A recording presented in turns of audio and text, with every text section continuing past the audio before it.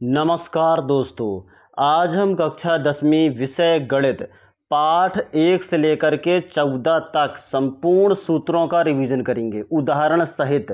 पूरा पेपर बनने की गारंटी है। 100 में से 100 नंबर आएंगे आपके यदि आप पूरा वीडियो देख लेते हैं। चलिए वीडियो शुरू करने के पहले वीडियो को लाइक कर दीजिए और चैनल में नए हों तो चैनल को सब्सक्राइब कर लीजिए। चलिए अध्याय 1 की ओर चलते हैं। अध्याय 1 के सूत्रों को देखते हैं। अध्याय 1 लिखा हुआ है वास्तविक संख्याएं।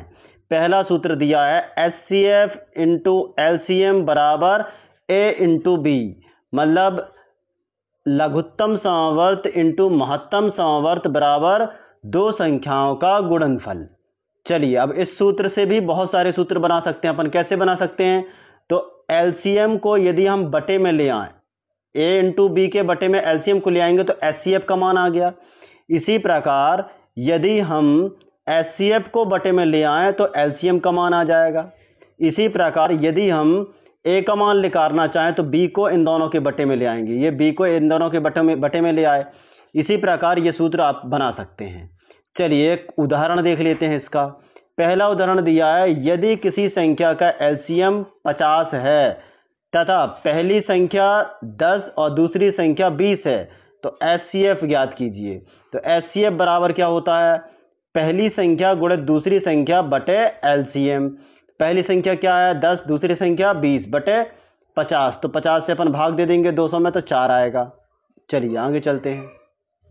अध्याय दूसरे की ओर चलते हैं। अध्याय दूसरा दिया हुआ है बहुपद। घात 1 के बहुपद को रैखिक बहुपद कहते हैं, जिसकी घात 1 होती है। दोस्तों देखिए, x की घात 1 है, y की घात 1 है।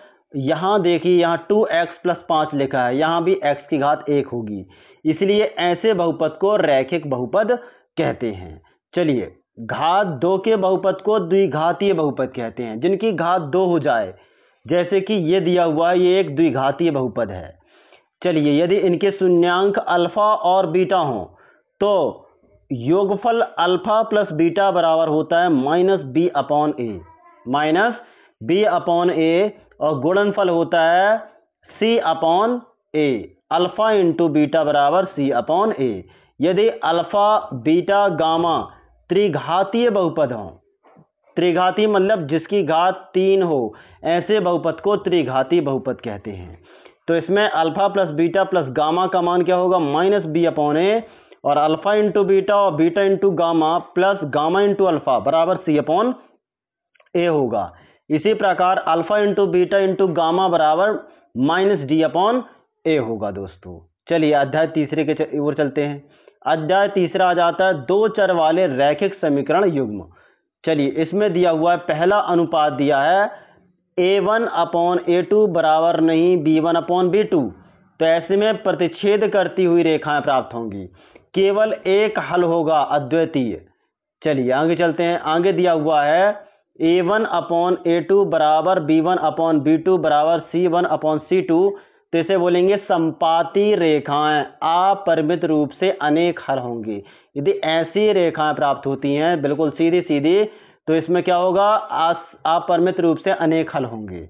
यदि b1/b2 बराबर नहीं है c1/c2 के, तो समांतर रेखाएं प्राप्त होंगी। ये समांतर रेखाएं हैं, कोई हल नहीं होगा। चलिए आगे चलते हैं। अध्याय 4 की ओर चलते हैं। अध्याय 4 दिया हुआ है द्विघातीय समीकरण। द्विघातीय समीकरण में देखिए, ax² plus bx plus c बराबर 0 है के मूल x बराबर क्या होता है? सूत्र इसे श्रीधराचार्य का भी सूत्र कहते हैं। क्या होता है? -b plus minus √b² - 4ac/2a, जहां यदि b² - 4ac बड़ा होना चाहिए 0 से। यह कई बार पेपर में आ चुका है दोस्तों। विभक्तर का सूत्र क्या होता है? तो d बराबर b² - 4ac होता है। द्विघातीय समीकरण क्या होता है? जिसकी घात 2 हो, ax² plus bx plus c बराबर 0। ये द्विघातीय समीकरण है। चलिए आगे चलते हैं। पहली कंडीशन दिया हुआ है, दो भिन्न वास्तविक मूल होते हैं यदि b² - 4ac > 0 हो। दो बराबर या वास्तविक मूल होते हैं यदि b² - 4ac बराबर 0 हो। कोई वास्तविक मूल नहीं होगा यदि b² - 4ac > 0 हो। चलिए आगे चलते हैं। आगे अध्याय 5 की ओर चलते हैं। 5 में दिया हुआ है प्रथम पद, तो श्रेणी का प्रथम पद ए कहलाता है। सार्वधातुक क्या कहलाता है? डी बराबर बी माइनस ए, और अंतिम पद को हम एल से दर्शाते हैं और योग को एस से दर्शाते हैं, पदों की संख्या को एन से दर्शाते हैं दोस्तों। जैसे ये श्रेणी दी है, श्रेणी कहाँ से स्टार्ट होती है? ए से। ए प्लस डी, ए प्लस 2d, ए प्लस 3d, ए प्लस 4d, इस प्रकार से स्टार्ट होती है। चलिए, श्रेणी का एनवा पद ए एन बराबर ए प्लस एन माइनस 1 डी, ये होगा। चलिए आगे चलते हैं। आगे दिया है प्रथम एन पदों का योग एस, सूत्र क्या होगा? एस बराबर N upon 2 2a plus N minus 1 D, ये होगा। अंतिम पद के लिए क्या हो जाएगा? N upon 2 a plus L होगा। चलिए आगे चलते हैं अध्याय 6 की ओर। अध्याय 6 दिया है त्रिभुज। त्रिभुज से जो सवाल आते हैं, जो सूत्र आते हैं, वो हैं दो आकृतियां जिनके आकार समान हो परंतु आवश्यक रूप से अमाप समान न हो, समरूप आकृतियां कहलाती हैं। कई बार आ चुका है पेपर में। सभी सर्वांगसम आकृतियां समरूप होती हैं परंतु इनका विलोम सत्य नहीं है। भुजाओं की समान संख्या वाले दो समबाहु समरूप होते हैं यदि उनके संगत कोण बराबर हों, उनकी संगत भुजाएं एक ही अनुपात में हों। यदि किसी त्रिभुज की एक भुजा के समांतर अन्य दो भुजाएं को भिन्न भिन्न बिंदुओं पर प्रतिष्ठित करने के लिए एक रेखा खींची जाए तो अन्य दो भुजाएं एक ही अनुपात को में विभाजित होंगी। चलिए आगे चलते हैं। आगे 5वां दिया हुआ है, यदि एक रेखा किसी त्रिभुज की दो भुजाओं को एक ही अनुपात में विभाजित करे तो यह रेखा तीसरी भुजा के समांतर होगी। यदि दो त्रिभुज में संगत कोण बराबर हों तो उनकी संगत भुजाएं एक ही अनुपात में होंगी, इसलिए त्रिभुज समरूप होंगे। यदि दो त्रिभुज में एक त्रिभुज के दो कोण क्रमशः एक दूसरे के दो कोणों के बराबर हों तो त्रिभुज समरूप होंगे। यदि दो त्रिभुजों में संगत भुजाएं एक ही अनुपात में हो तो उनके संगत कोण बराबर होंगे, दोनों त्रिभुज समरूप होंगे। यदि त्रिभुज एक कोण दूसरे त्रिभुज के कोण के बराबर है तथा कोणों के अंतर्गत आने करने वाली भुजाएं एक ही अनुपात में हो तो दोनों त्रिभुज समरूप होंगे। चलिए आगे चलते हैं। अध्याय दिया हुआ है 7। पहला सूत्र दिया है P ब्रैकेट x1 y1 और Q x2 y2 के बीच की दूरी क्या होगी? ये दूरी का सूत्र है दोस्तों, कई बार पेपर में आ चुका है। यदि मूल बिंदु में हो, मूल बिंदु में x1 और y1 हट जाता है, केवल x और y ही रहता है, मतलब बिंदु 0 हो जाते हैं मूल बिंदु, इसलिए इसमें क्या आ जाएगा? Root x square plus Y square. तीसरा सूत्र दिया है, यदि बिंदु P x y के निर्देशांक जो बिंदु A x1 y1 और B x2 y2 को जोड़ने वाली रेखाखंड को M1 अनुपात M2 के अनुपात में आंतरिक रूप से विभाजित करे तो सूत्र ये होता है, और बाह्य रूप से विभाजित करे तो ये सूत्र होता है दोस्तों। चलिए आगे चलते हैं। अध्याय, इसका भी एक उदाहरण दिया हुआ है दोस्तों, उदाहरण आप देख लीजिए, मैं सीधे सूत्रों की ओर लेके आपको चलता हूँ। चलिए उदाहरण हो गया, ये भी एक उदाहरण दिया हुआ उसी अध्याय का 7 अध्याय का उदाहरण है ये। मैं 8 अध्याय की ओर लेके चलता हूँ। 8वां अध्याय आ गया। चलिए, त्रिभुज का परिचय। त्रिभुज का परिचय तो ट्रिक क्या? लक अक लय। लक मतलब होता लंब बटे कर्ण, साइन का मान क्या होगा? लंब बटे कर्ण। कॉस का मान क्या होगा? आधार बटे कर्ण, मतलब अक मतलब आधार बटे कर्ण। टेन थीटा लंब बटे आधार, लय मतलब लंब बटे आधार। सरसमीकाएं 3 होती है दोस्तों, देख लीजिए। पहली सरसमीका होती है sine square plus cos square बराबर ए, इसी प्रकार 1 प्लस टेन स्क्वायर ए बराबर सेक स्क्वायर ए, और इसी प्रकार टेन स्क्वायर ए प्लस 1 बराबर कॉस एक्स स्क्वायर ए। पाइथागोरस प्रमेय देख लीजिए। पाइथागोरस प्रमेय क्या होती है?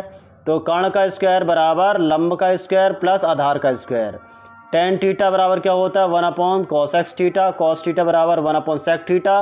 टेन थीटा बराबर 1 upon cot theta. Cot theta बराबर 1 अपॉन टेन थीटा, और cosec theta equal to 1 upon sine theta, और sec theta equal to 1 upon cos theta होता है। चलिए आगे चलते हैं। आपको अब मैं सारणी बताता हूँ। देखिए, साइन ए, साइन 0 अंश का मान 0 होता है दोस्तों। साइन 30 अंश का मान 1/2। साइन 45 अंश का मान 1/√2। साइन 60 अंश का मान 3/2 और साइन 90 अंश का मान क्या होगा 1 होगा। इसी प्रकार कॉस 0 का मान क्या होगा 1, कॉस 30 अंश का मान √3/2, कॉस 45 अंश का मान दिया 1/√2 और कॉस 60 अंश का मान 1/2, कॉस 90 अंश का मान 0। इसी प्रकार tan का मान 0 अंश का मान 0, 30 अंश का मान 1/√2 व √3, 45 का 1 और 60 का √3 और 90 का अपरिभाषित।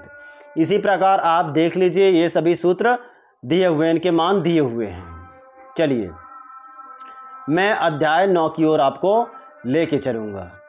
चलिए अध्याय 9 का पहला दिया हुआ है दृष्टि रेखा प्रक्षेप की आंख से प्रक्षेपक द्वारा देखी गई वस्तु के बिंदु को मिलाने वाली रेखा होती है। चलिए मैं सीधे सीधे आपको बताता हूँ उन्नयन कोण और अवनमन कोण को उदाहरण सहित मैं आपको समझाता हूँ क्या क्या होता है अवनमन और उन्नयन कोण। देखिए ऊंचाई और दूरी, तो दृष्टि रेखा देखिए दृष्टि रेखा ये कहलाती है, दृष्टि रेखा ये और उन्नयन कोण ये कहलाएगा, दृष्टि रेखा ये और उन्नयन कोण ये कहलाएगा। अब मैं सीधे आपको इसका उदाहरण समझाता हूँ। देखिए ये दिया हुआ है उन्नयन कोण। उन्नयन कोण में क्या होता है, व्यक्ति यहाँ खड़ा रहता है, दृष्टि रेखा ये सीधी रहती है और वस्तु ये है, मतलब पतंग उड़ रही है, पतंग को यहाँ से हम देख रहे हैं तो ये यहाँ से उन्नयन कोण बनेगा नीचे, ये जो है यहाँ उन्नयन कोण बनेगा थीटा। ठीक है, चलिए आगे चलते हैं। इसी प्रकार अवनमन कोण को देख लीजिए, अवनमन कोण कैसे बनेगा। तो अवनमन कोण कैसे बनेगा, तो यहाँ छत में हम खड़े हुए हैं और वस्तु यहाँ रखी हुई है, छत ये है और वस्तु यहाँ रखी हुई है और वस्तु को ऊपर से हम नीचे की ओर देख रहे हैं, तो यहाँ जो कोण बनेगा और एक यहाँ जो कोण बनेगा इसी को हम क्या बोलेंगे, अवनमन कोण बोलेंगे दोस्तों। चलिए आगे चलते हैं। आगे मैं आपको एक उदाहरण भी देता हूँ, ये एक उदाहरण है जिसको आपको करना है, सब सॉल्व करके मैं रख दिया हूँ। मैं सीधे सूत्रों को आपको समझाते जाऊँगा दोस्तों, क्योंकि सूत्र बहुत सारे हैं। चलिए पहला दिया हुआ है किसी वृत्त की स्पर्श रेखा उसे एक बिंदु पर प्रतिच्छेद करती है। जो स्पर्श रेखा होती है, ये जो स्पर्श रेखा होती है एक बिंदु पर प्रतिच्छेद करती है। वृत्त को दो बिंदुओं पर प्रतिच्छेद करने वाली रेखा को जीवा कहते हैं। क्या कहते हैं दोस्तों, जीवा कहते हैं। एक वृत्त की दो समांतर स्पर्श रेखाएं हो सकती हैं, दो समांतर स्पर्श रेखाएं हो सकती हैं। चलिए आगे दिया है वृत्त और उसकी स्पर्श रेखा के उभयनिष्ठ बिंदु को क्या कहते हैं, स्पर्श बिंदु कहते हैं। ये जो होता है स्पर्श बिंदु कहलाता है। चलिए आगे चलते हैं। आगे दिया हुआ है, इसके सवाल दिए हुए हैं, सॉल्व करे हुए दिए हैं दोस्तों, इनको आप देख लीजिएगा। मैं सीधे केवल आपको सूत्र ही बताऊंगा, क्योंकि सूत्र इम्पोर्टेंट हैं जो पेपर में आती हैं। ये सभी सवाल इम्पोर्टेंट हैं, वो सूत्रों से ही बनेंगे।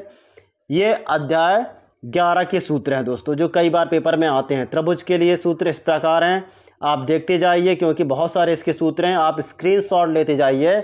ये सभी सूत्र हैं अध्याय 11 के लिए, जो पेपर में आते ही हैं। इसलिए आयत के लिए सूत्र ये होगा, देखते जाइए। आयत के लिए इस प्रकार ये सूत्र होंगे, और वर्ग के लिए ये सूत्र होंगे दोस्तों। वर्ग का क्षेत्रफल बराबर होता है भुजा का स्क्वायर, वर्ग की परिमिति बराबर 4 गुणित 1 भुजा।